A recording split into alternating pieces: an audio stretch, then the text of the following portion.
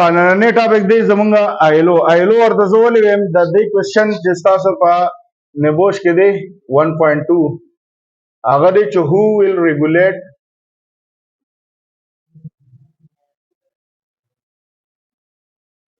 health and safety at workplace.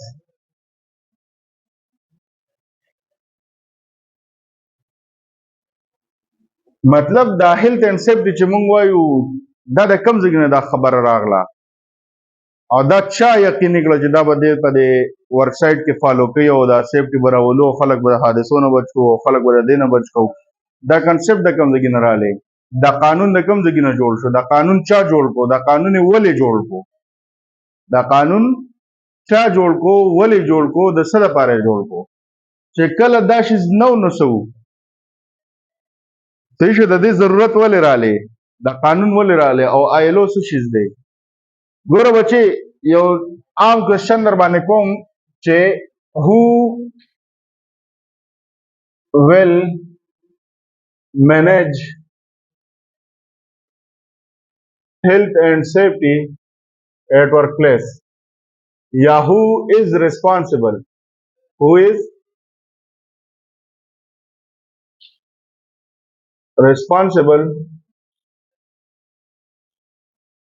to manage this da include کولی شي who is responsible to manage health and safety at workplace دا ذمہواری د چا ده چې دی به health and safety راولي په workplace باندې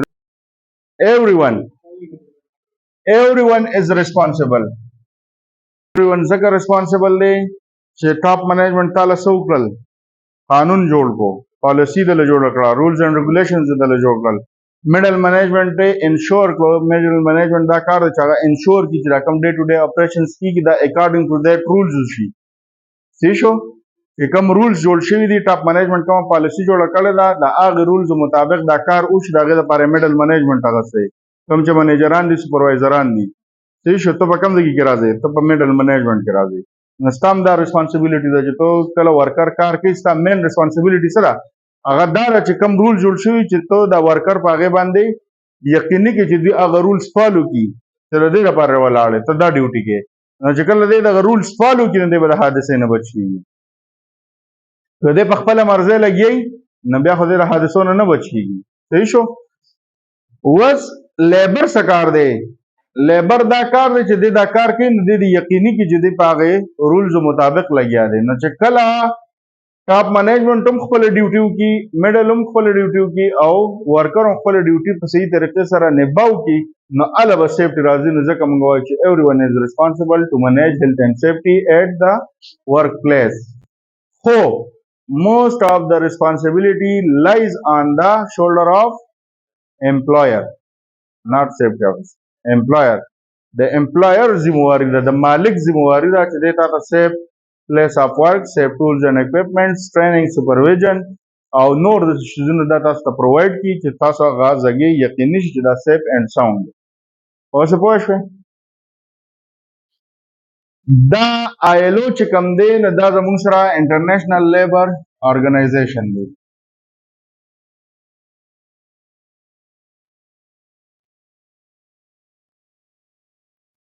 انټرنیشنل لیبر ارګنایزیشن دی او دا چې کوم دی دا د UN ایجنسی ده څه ده مطلب United Nations UN stands for United Nations دا د هغوی یو ایجنسی ده د هغوی په انډر کې ده مطلب صحیح شو اوس په دې UN تاسو اورېدلی یونایټډ نیشنز د دې خپل ملکونه دي هغه د دې ممبرز دي څه دي ممبرز دي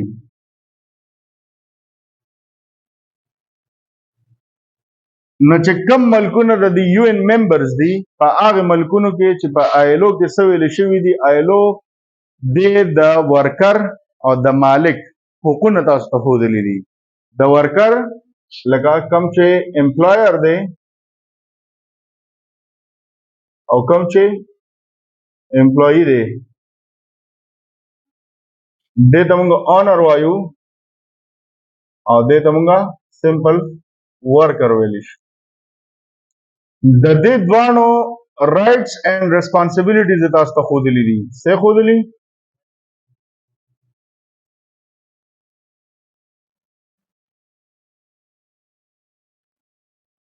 چې ایز ا ورکر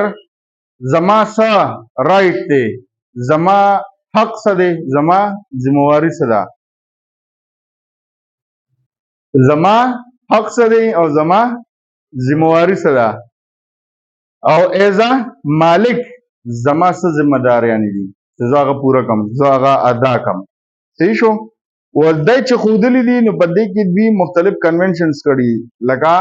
د هر یو ملک خپل یو قانون شته که نشته زمونږ د ملک قانون شته که نه آئین زمونږ قانون دی که نه دی قرآن او سنت قرآن او حدیث دا زموږ قانون دی او د 73 آئین دا زموږ قانون دی د ملک آئین صحیح شو هغه آئین هم د قرآن او د سنت په روشنایي کې جوړ شوی دی نو دا زمونږ قانون دی اوس که ته د قانون کې تا ته ویلي که ته داسې ځې او ته غلطېږي یا ته یو کار سرزد کې یا ستا نه په خطا کې کېږي د هغې دا مخنیوی دی او د هغې دا سزا ده داسې مونږ وایو که نه دا قانون زمونږ په څه کې جوړ شوی په پارلمنټ کې جوړ شوی دی صحیح شو په پارلمنٹ کې څه خبرې منظور شي نو د هغې نه پس هغه چې روځي مونږ وایو لکه دا قانون نوی جوړ شو یا دې قانون کې دا تبدیلي راغله اوس دا قانون چې کوم دی نو دا دې کسانو جوړ کړی دی یو این دې ممبرز جوړ کړی دی اوس ډېر ملکونه داسې دي چې هغه د دې یو این ممبرز دي نو د دې خبرې چې کومې دي هغه ډایرکټ په دوی باندې څه شوی لاګو شوی اوس ځینې کنټریز داسې دي چې هغه دا خبرې هم راواخلي او ایکسټرا په هغې ملک کې چې بیا خپل کوم قانون دی نو په هغې کې شامل کړي او یو څو خبره سره خپل هم کړي د دې نه د آیلو هغه سټنډرډ دی فالو کړي صحیح شو اوس آیلو څه شیز دی دا زموږ سره د ورکر او د آنر رائټس اینڈ ریسپانسبিলিټیز ډیفاین کولو دپاره یو قانون دی چې په دې کې مونږ د ورکر د حقوقو خیال ساتو دا ولې جوړ شو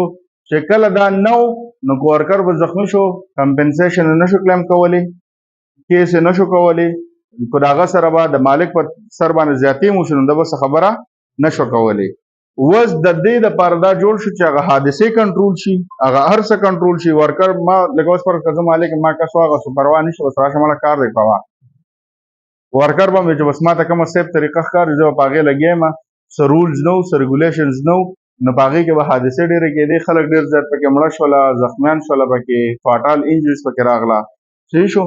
نو د هغې د مخنیوي دپاره دا خلک راولګېدل دا ممبرز راولګېدل یو این راولګېدل چې یار داسې څه کول غواړي چې مونږ د دې دوی ته سیفټي پرووایډ کړو د دوی د هیلث خیال وساتو دوی مونږ د انجریز نه بچ کړو د هیلث نه بچ کړو لکه یو قسم له مورلی دوی راولګېدل او دا شیزې ډیولپ کړو دوی په 1981 کې یو کنونشن وکړو چې هغې ته هغې کنونشن ته نوم وایي C155 سوی ورته او په دې کې دی یو څو خبرې وکړې د کنونشن څه ته وایي واټ از کنونشن نو تاسو خیال کړی اوس زموږ د الیکشن تیر شو د پاکستان کوم چې مین الیکشن و هغه تیر شو نو په هغې کې به د پارټۍ والا راولګېدل مختلف پارټیانو والا هغوی به خپل یو کنونشن کو نو کنونشن هغې کې به خپل ورکرز راټول کړو خپل یو لایحه عمل به یې تیارو چې موږ به څه کوو او څنګه به یې کوو موږ به د بلې پارټۍ له څنګه شکست ورکوو زموږ به دغه صحیح د مینیفیسټو به صحیح کار به څنګه کوو خلک په ووټ له څنګه راوباسو ځینې ځینې کې به زنانه ووټ له نه وروتې هغوی به موږ څنګه مطمئن کوو چې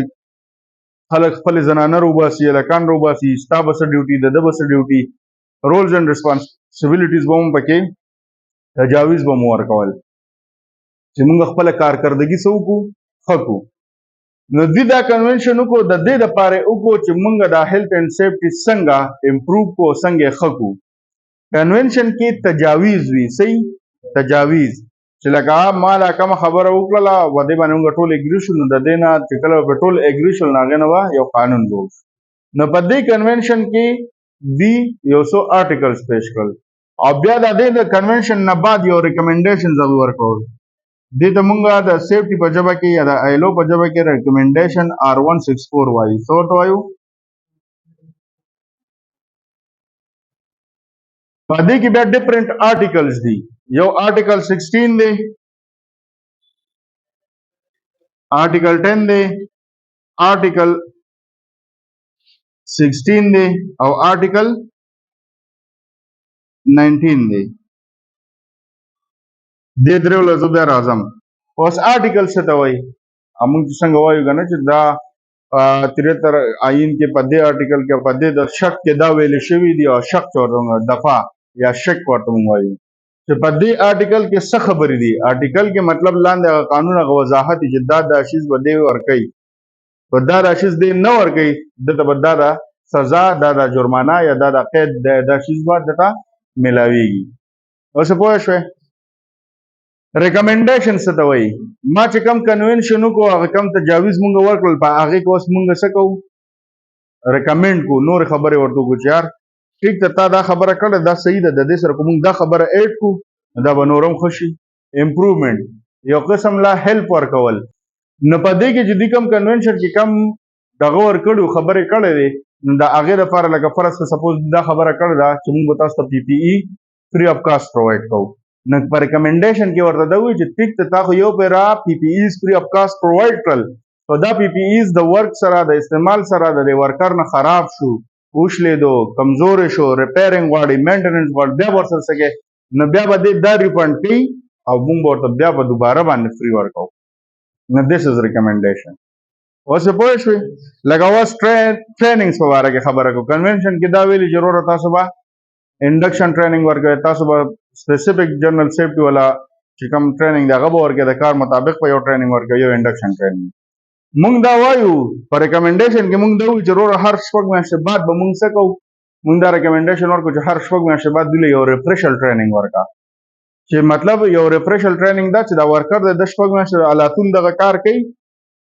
د بادب لګیا د 6 میاشتې شو هم سیم کار کوي، 6 میاشتې پس د دله بیا کا ټریننګ ورکړ دې ریفریش کا دې شي د 6 میاشتې دنه څه هیر شوي را تازه شي ورته چې دا کار نورم یقیني شي چې دا په ښه طریقه وشي. اوس پوه